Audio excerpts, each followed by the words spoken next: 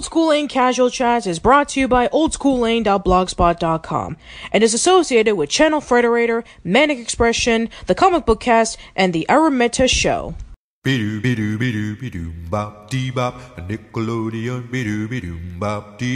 Nickelodeon, yeah. Hello everyone, welcome to the last episode of Casual Chats for 2018. I am Patricia and I'm here with a very, very special guest that I've been trying to get a hold of for a very long time, but I think that around this time it's well worth it. So I have with me Miss Vanessa Coffey. So welcome, Vanessa. Hello there. Thank you. Absolutely. So I'm actually curious about what were your earliest memories with cartoons or with television in general? Well, my earliest memory with cartoons, I would say, and as far as television for us as kids, were the Flintstones and the Jetsons and Disney television for like Winnie the Pooh, Charlie Brown. That's the kind of kids television we had then, and Mr. Rogers. We didn't have a lot of different choices.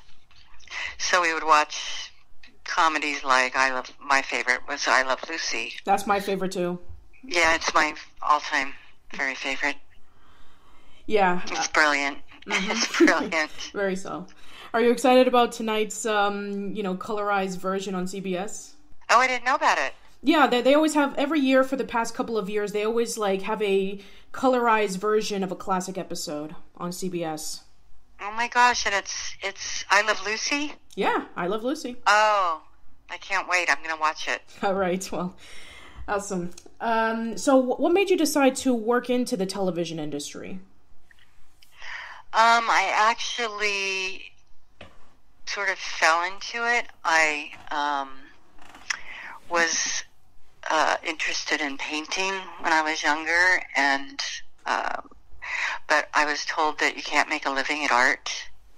So I decided I was going to go into the police career, detective. I wanted to be a detective. Oh, wow, cool. Yeah. Like what kind of detective? Sherlock Holmes detective or Nancy Drew detective? Nancy Drew. Ah. Oh, yeah. And but a friend of mine was the secretary for Stan Lee, and she needed an intern to work and do some work with him. So I started working on the floor of Stan Lee's office, putting together different articles of his that he wanted to maintain, and so I put together these big black books of all these different articles of Stan Lee. So that's how I ended up at Marvel Production. What was that great. like?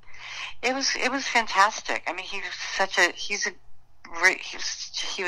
I'm so sad about his passing, but he was just terrific and funny, great sense of humor, very energetic, and very generous as far as new and upcoming people in his business. Yeah. He was very generous about that. I mean, he didn't know anything about me, and he didn't even ask what my credentials were to be working on the floor of his office. He just was really welcoming. Yeah. I know a lot of people who are huge comic book fans or have gotten into it with the recent Marvel Cinematic Universe, and they were devastated with Stan Lee's passing. I never got to meet him personally because every time that I would go to a convention, there would be like swarms and swarms of people, but I kind of regret it now, never getting to meet him. But I do know that he was a very, very generous man who had a passion for his work, and it's reflected by a lot of people who are still fans of his to this day. Oh yeah, he was extremely talented, and he was his work. There was no separation. He loved it. Yeah. I mean, he had a great life. So he just, he left a lot. He has an amazing legacy for us all. Yeah. So how did you get to work on Nickelodeon? I moved to New York because I wanted to leave children's television, and I decided to move to New York and start a different career because I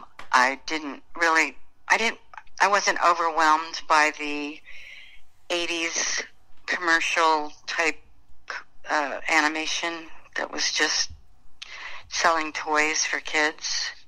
So I decided to leave the business, and I moved to New York and didn't really know what else to do, so I started hunting around for anything that was happening in New York with regarding children's television. So I didn't know what Nickelodeon was, but I cold called them, and later I found out that they were, a cable channel and all that stuff. Mm-hmm. That's how I ended up. I just needed a job, thought that and I wanted to stay in New York, and they were really the only game in town. So that's how I ended up at Nickelodeon. I just called them. Yeah, and one of your very first projects with them was NYX Thanksgiving Fest. Correct. Yes, they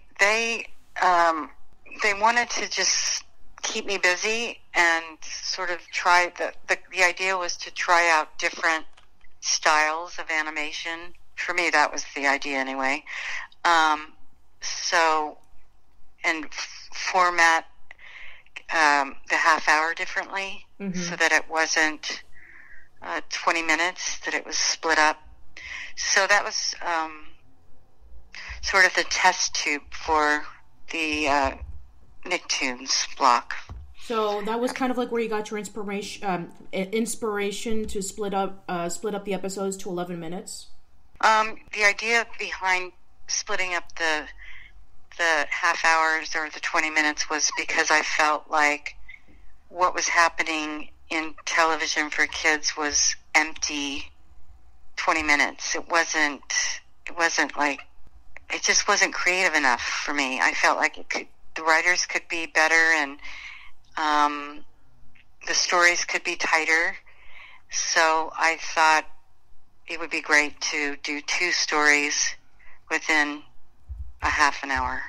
Yeah. I spoke about the NYX Thanksgiving Fest in a video a few years ago, and I had Joey Album in my podcast last year talking about it, and he said that while it was a really difficult work with all the cell shaded animation and all the hours of trying to get everything done, that it was a really, really fun experience. Mm-hmm. Oh, and he's terrific. Yeah, those characters that he created were just, really cute and fun characters. Yeah, I met him when I was in New York last year. I met him over at Starbucks for some coffee, and we just started talking about, Nickelodeon and all the stuff that he's doing nowadays with Lucy the Dinosaur. So yeah, he's a really nice guy. Yeah, he's terrific. Yeah, it would have been great for his Thunder Lizards to have been picked up.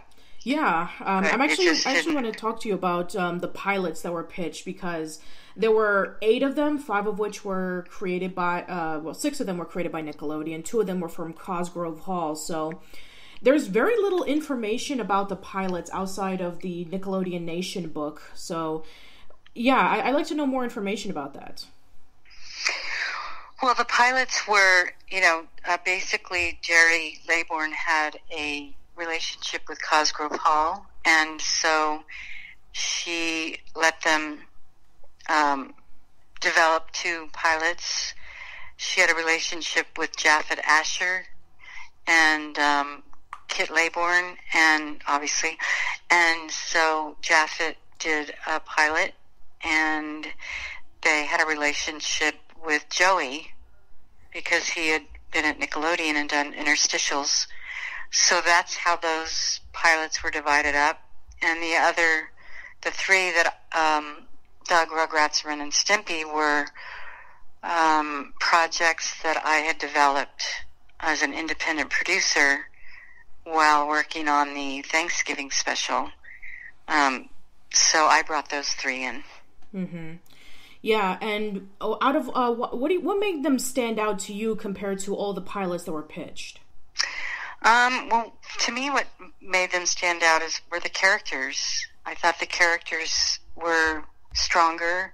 They were all different from each other as well as from anything else, I thought. I think those three pilots specifically were living and breathing within the creators. Like, Paul, Jermaine, Arlene, and Gabor, Arlene Klasky and Gabor Chupo, they had infants at the time. So they were, basically the pitch for Rugrats was just a log line, which was, how about babies, life from a baby's point of view. And I had wanted to do that in my Thanksgiving special,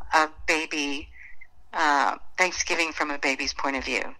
I really wanted to do that, but the writing didn't really turn out that well, so I didn't. So when Arlene, Gabor, and Paul pitched that log line to me, I immediately wanted to do it. We didn't have any characters or anything, but that concept was something I wanted to develop.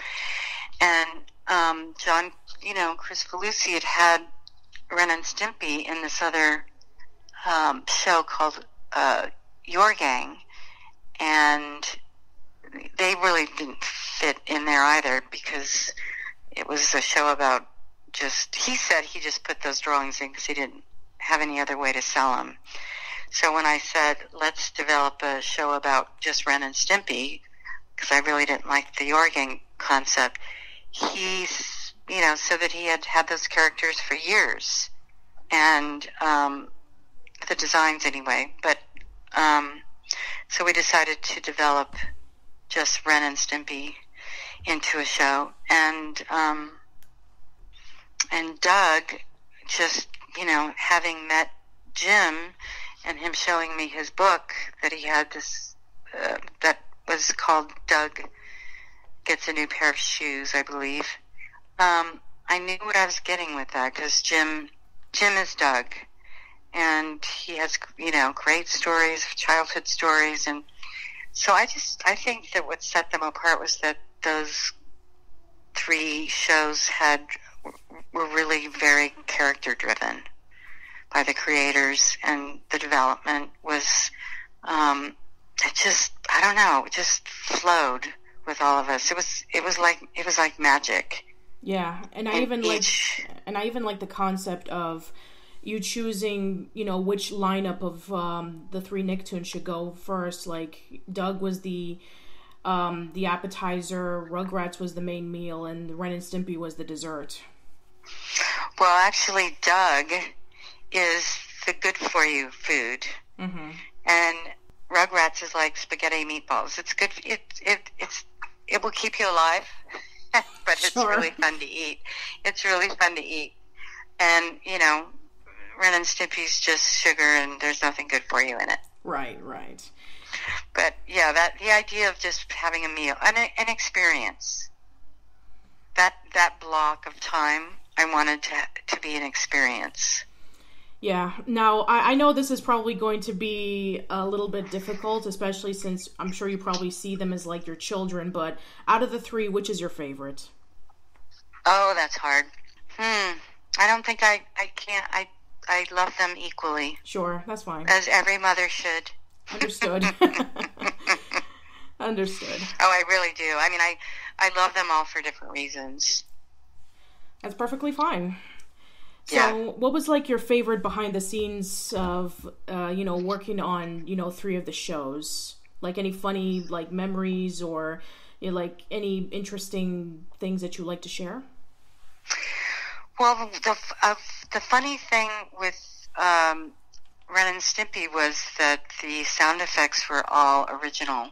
So I remember with Powdered Toast Man toasting. The Foley team was toasting tons and tons of bread and scraping the bread to get this perfect sound for Powdered Toast Man. And that was it was funny. And So doing the sound effects for Ren and Stimpy and watching that, and that was really fun. And watching Paul Germain direct the voice talent in Rugrats was just terrific.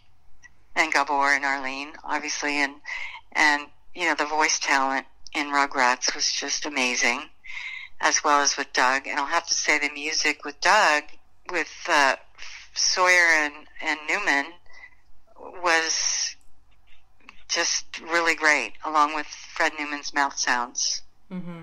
So those were fun. Yeah. And we did all the music, the main title for Ren and Stimpy was everybody who worked in the studio. I mean, not everybody, but the whole band was people who were on the show. Chris Riccardi wrote the song. He played guitar and bass. Our driver was the drummer. Jim Smith played guitar. It was fun. Yeah. So when did you first learn about the Nicktoons becoming like a huge success? Well, I think probably the first weekend that it aired, the ratings were pretty extraordinary.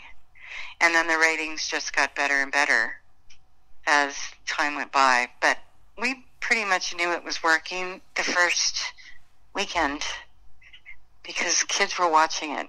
Mm-hmm. And the second, third week, we started getting a demographic for Ren and Stimpy that was older, and the ratings were really good. I mean, extraordinary, actually. For a kids' cable channel, the ratings were beyond.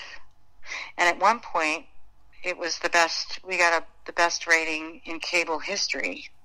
We got a 4.0. Wow. Nobody had done that. That's amazing. In cable at that time. So, I'm actually curious about, like, when it comes to merchandising. So, Ren and Stimpy and Rugrats had their fair share of merchandising, but Doug really didn't. Was there a reason why? Well, I think that some properties lend themselves more to merchandising than others. One thing was that we didn't really kick into merchandising until after the first season, and so everything was kind of a late rollout.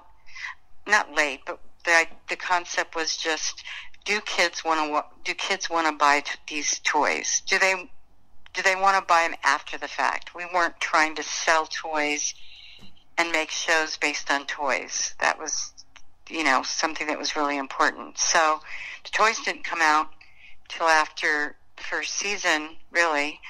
But Doug just doesn't lend itself to a toy-driven type of show. It's almost like a Charlie Brown. Sure. It's not like play. It's not play. It's and Ren and Stimpy too, frankly, wasn't real heavy with toys. It was more, just silly little books for like college students, scratch and sniff, and T-shirts, and we did a few dolls and stuff like that, but it wasn't an extensive amount of toys on Ren and Stimpy either. And Rugrats, frankly, didn't roll out a lot of toys until they started airing it every night in prime time. Right.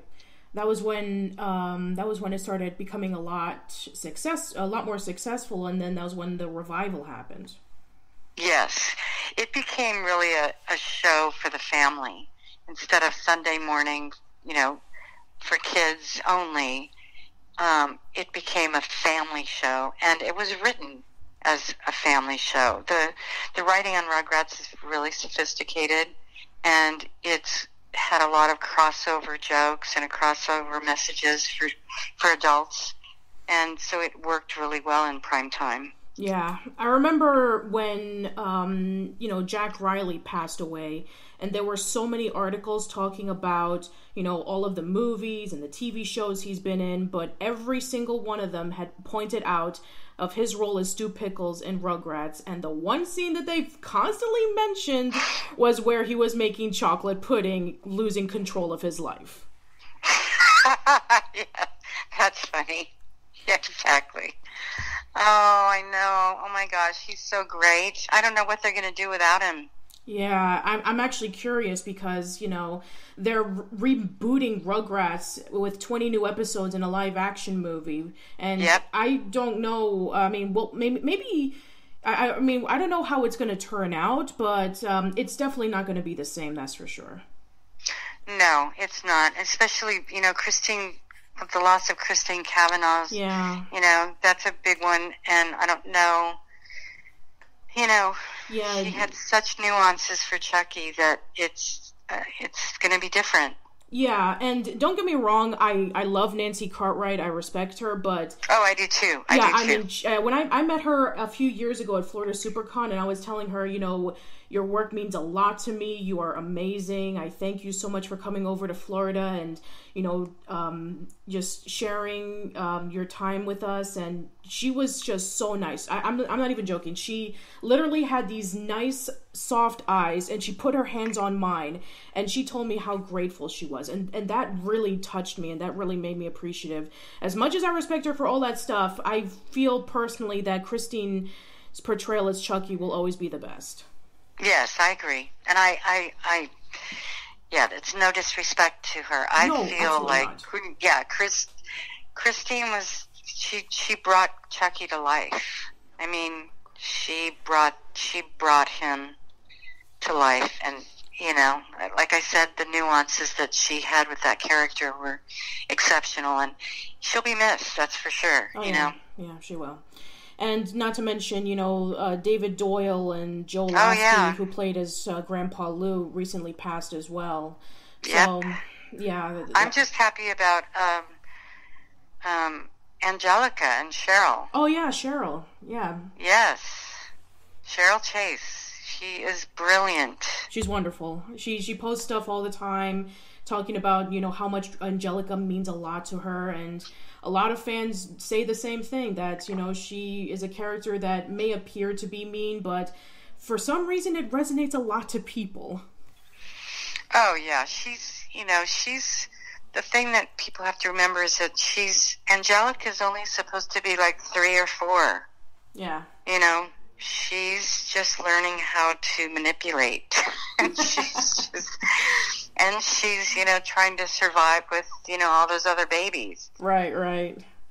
And I don't think there's an episode where if Angelica has been a bad girl, she doesn't pay for it. Yeah, and I feel the same way about Ren as well. You know, a lot of people say, like, oh, Ren is such a mean character. I mean, he is, but there's some moments in which he apologizes or he says thank you to Stimpy. I think that is what makes Ren a very likable character, very similar to Angelica, in which there are moments in which, oh, you know, they're not bad characters, they just have nasty tempers, but they understand that they can't always be this way. They, you know, like Ren needs Stimpy and Angelica needs the babies. So that's why I feel that they are great characters. Right. Well, and the difference between Ren and Angelica is that Ren is supposed to be an adult, sort of. Yeah, sort of. The thing that Ren is challenged by is his own mind. Yeah. Like, I always remember when, you know, Ren was a hermit and he tried living by himself because he couldn't stand Stimpy. And at the end, he had to come back because he was being miserable. Yes, that's his biggest challenge. Ren's challenged by himself, by his own mind, by his psychotic behavior, by his psychotic thoughts. You know, but he does love Stimpy, and he's got a good heart. He just struggles. Sure. He's a great character. Yeah. Renan's a great character. Yeah, and even but without Stimpy, he would be nothing. Yeah, nothing. And I can say the same for Roger. You know, Roger, you know, he's always picking he's always making fun of Doug, but he does have he does have his own struggles, like the fact that he has a single mom, and they're living in a trailer, and all of his other friends are much better off than he is. So you can kind of understand why he is trying to toughen up to overcompensate the fact that he doesn't really have a lot. And I think the episode with father-son wheelbarrow race is a great example about that. Roger's doing it to get attention, and he's doing it because he feels left out. He doesn't want people to know about his struggle, He wants to be hard. But he's not, He's a great character, too. Yeah, Billy West is amazing. Oh, I love Billy. Yeah, I met him. I met him a few months ago, and he autographed my Nicktoons book by Jerry Beck and the Sick Little Monkeys by Thad Komorowski, and he was a really nice guy. Oh yeah, he's great. He's so talented. I mean, for us to be able to get him, and for him to do the voice of both Ren and Stimpy without a hitch, and that was brilliant to watch him to do both voices. It was fantastic. I think he's one of the best ever. You also worked on Rocko's Modern Life as well. Yes, I developed Rocko's Modern Life. It was the 4th series with Joe, and I executive produced the first season. So Rocko fit well with the 3 other series because it was different, and it was full of heart. The designs were great, but it was heartfelt, Yeah. Great stories. I love Heifer. I love the frogs. Yeah, the big heads. Mr. and Mrs. Big. Charlie Adler's amazing. Oh, I know. He is. I did the orange couch with him. He was so funny. Oh yeah, that's right. Yeah, he was great. Hysterical guy. But yeah, Rocko's good, and he's doing a streaming movie. I believe they're releasing that soon. Yeah, Static Cling. I from what I remember, Joe Murray posted on his official blog that they're finished with production, but he doesn't know when Nickelodeon's going to air it. So hopefully it'll be really soon. Yeah, I hope so. Yeah, it looks really good. Yeah, it's those characters again. Those characters are really strong. Really strong. Yeah. So after that, you left Nickelodeon and you pursued in other things. So what kind of made you fall out of it? Well, I think because it was really hard.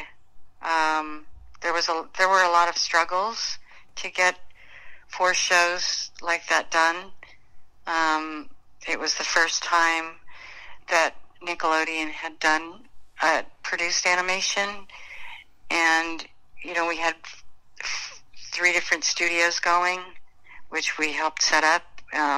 Mary Harrington came in, helped set up those, and she was also the supervising producer and amazing producer, I might add, and Jim Ballantyne, and it was difficult, and the different creators of the shows, there were a lot of struggles when, you go from just pitching their, or developing a show with a network and then a show working. There were a lot of personal things that happened with each one of them, and it was a lot of pressure, and it was a lot of work, and I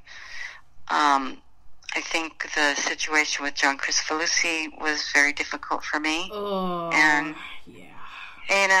After it I think I just kind of, I don't know.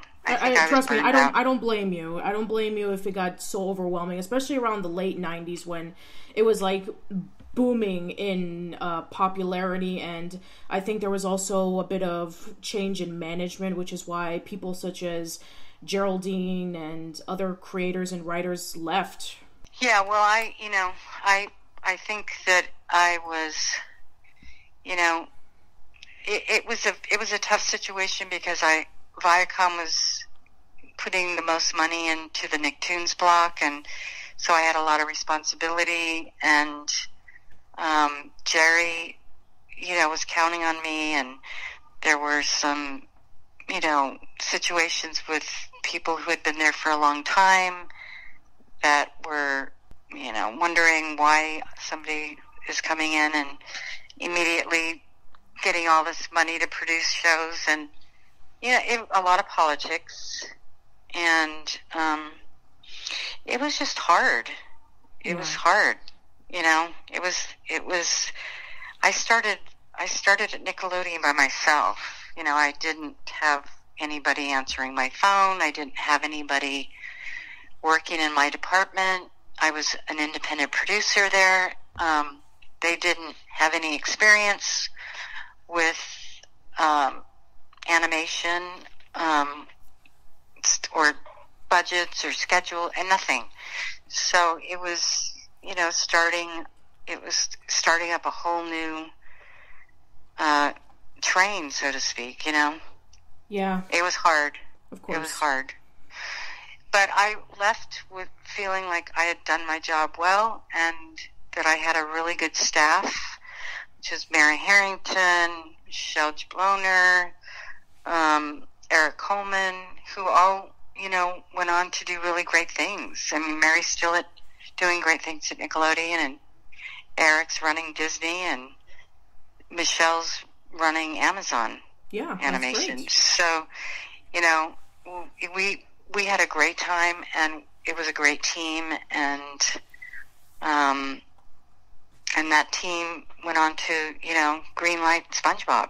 Yeah. So I think I feel really proud of that. That's great, and I'm glad that you're able to see of how iconic and how influential the Nicktoons are, because of your appearance in the 25th anniversary Nicktoons celebration, and we met during the Slime Book event, and there was also the Orange Years with Scott and Adam. So, and I know. Yeah, I saw that, the Orange Years.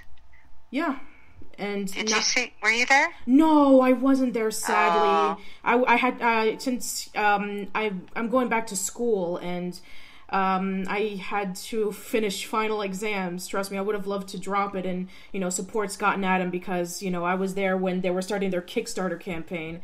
But trust me, I'm very, very proud of their accomplishments, and I helped with donating a few dollars and got the poster. So when it comes out on on Netflix or whatever, then trust me, I'll definitely watch it for sure. I even had them a few weeks ago talking about the documentary alongside with Jeff Johnson, their animator, and Alicia Reyes, their executive producer. They were wonderful. Yeah, they're terrific. Yeah. I'm excited for them. Oh, me too. And Ron and Chemo for their Ren and Stimpy documentary as well. Oh, yeah. That's going to be interesting, too. Yeah, especially since they're reworking some things, which should be interesting. But, yeah, yes. I'm really, really happy that you were able to see everything that the Nicktoons has accomplished, and I'm glad that you feel really proud of your hard work, because you definitely deserve it. Oh, thank you. And I'm excited to see what they're going to do with the movie. Yeah. It's supposedly going to be live action and animation mix. Yeah, that should be interesting. So I'm excited. Yeah. It's really great, and I'm actually going to be seeing Arlene, and it's amazing that this many years later, it's getting a whole new start. Yeah, definitely. It's very exciting. Absolutely. So I think that should be it. I want to thank you very much for coming on by, Vanessa. I really do appreciate it. You're welcome. Thanks for having me. Absolutely. So would you like to, plug and promote anything? Would you like to talk about any upcoming projects you're working on? No, I want to promote the Rugrats feature film and television show. All right. That sounds great. Thank you. Okay. Thank you. Absolutely. Have a good day. Happy holidays. Thank you, honey. Okay. Bye-bye.